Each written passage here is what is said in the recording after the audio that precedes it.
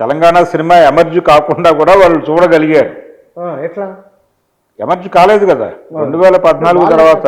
వాళ్ళు ఎట్లా కారణం అనేది కొంత లోతుగా చెప్పండి. అంటే వాళ్ళు నెమ్మదిగా అంటే ఇక్కడ నుంచి ఇండస్ట్రీ వెళ్ళిపోతే ఏదో నష్టం జరిగిపోతుంది అనేటువంటిది బాగా ఫోకస్ చేయగలిగారు.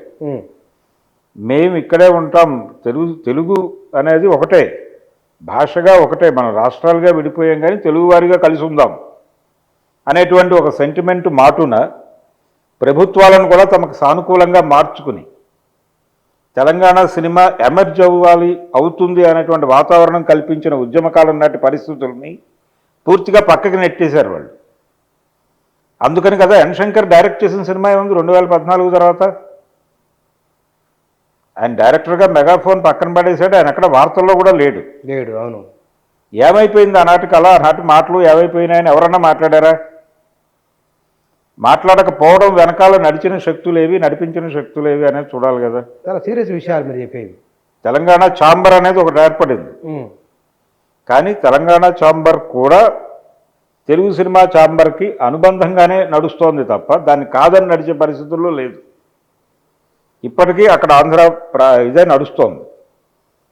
అంటే తెలంగాణ కల్చర్ని, తెలంగాణ సమాజంలో ఉన్నటువంటి పరిస్థితుల్ని, తెలంగాణ సమాజంలో ఉన్న వైరుధ్యాలని, తెలంగాణ జీవితాలని సినిమాలుగా చెప్పేటువంటి ప్రయత్నం కాన్షియస్గా జరగలేదు.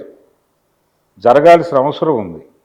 రెండోది, రాజ్యాంగబద్ధమైనటువంటి సంస్థలతో మాట్లాడి తెలంగాణ తెలుగు అనే దానికి ఒక గుర్తింపు సంపాదించుకోగలిగితే తెలంగాణ ప్రభుత్వం ఆ గుర్తింపు సంపాదించుకోగలిగితే ఉత్తమ ప్రాంతీయ భాషా చిత్రాల కేటగిరీలో కేంద్ర ప్రభుత్వం అవార్డులు ఇస్తుంది. అప్పుడు తెలంగాణ తెలుగు సినిమాకు ఒక అవార్డు, ఆంధ్ర తెలుగు సినిమాకు ఒక అవార్డు వచ్చేటువంటి అవకాశం ఉంది. ఇప్పుడు నడుస్తోంది తెలుగు సినిమా మాత్రమే. మొన్న గద్దర్ పేరుతో ఇచ్చినటువంటి అవార్డుల్లో కూడా ప్రధాన ప్రాధాన్యత దక్కింది వారికే. అవును. అది గీతా ఆర్ట్స్ కాంపౌండ్కి వెళ్ళినాయి అవార్డులు, అశ్విని దత్ గారి కాంపౌండ్కి వెళ్ళినాయి అవార్డులు. అంతకు మించి ఇంకెక్కడ అసలు తెలంగాణకి అవార్డులు రాలేదు అని చెప్పుకోవడానికి కూడా అవకాశం సినిమాకి ఏదో స్పెషల్ అవార్డు ఏదో ఇచ్చినట్టుంది. ఇచ్చారు. రజాకార్ అనే సినిమాకి ఒక 3 అవార్డులు దక్కినాయి. రజాకార్ అంతవరకే తప్ప మేము అసలు ఇవ్వటానికి అక్కడ ప్రొడక్షన్ ఏది అని అడుగుతున్నారు వాళ్ళు.